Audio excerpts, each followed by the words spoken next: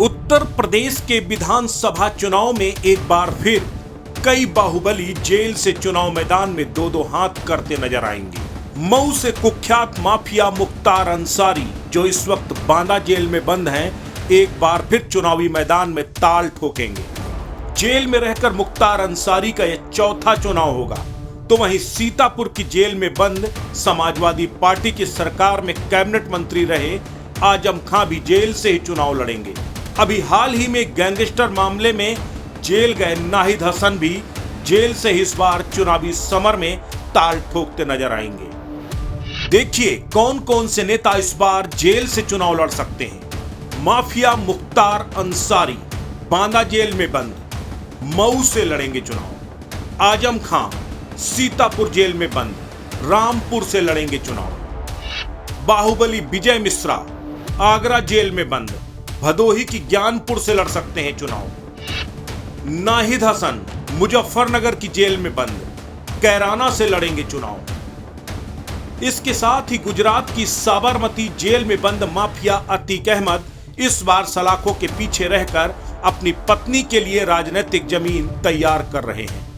अतीक की पत्नी शाइस्ता परवीन असदुद्दीन ओवैसी की पार्टी AIMIM से प्रयागराज से चुनाव लड़ने की तैयारी में है।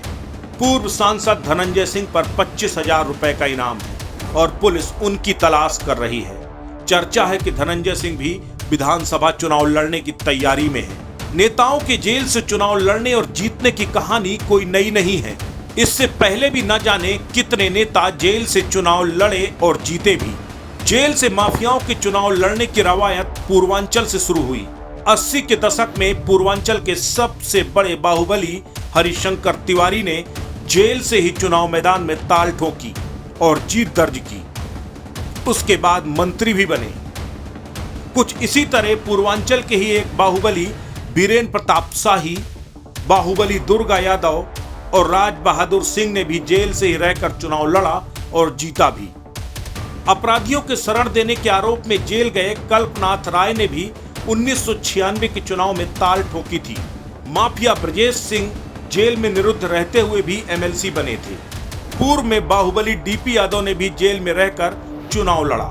माफिया अतीक अहमद ने जेल में रहते हुए प्रतापगढ़ से लोकसभा चुनाव में ताल ठोकी और सलाखों के पीछे से ही फूलपुर उपचुनाव में किस्मत आजमाई थी। एक बार फिर जेल में बंद कई बाहुबली, माफिया और संगीन आरोपों में निरुद्ध राजनेता जेल से ही चुनावी मैदान में ताल ठोकते नजर आएंगे।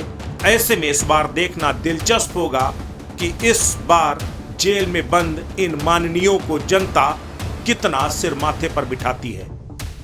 अस्तित्व न्यूज के लिए लखनऊ से प्रवीण तिवारी की रिपोर्ट।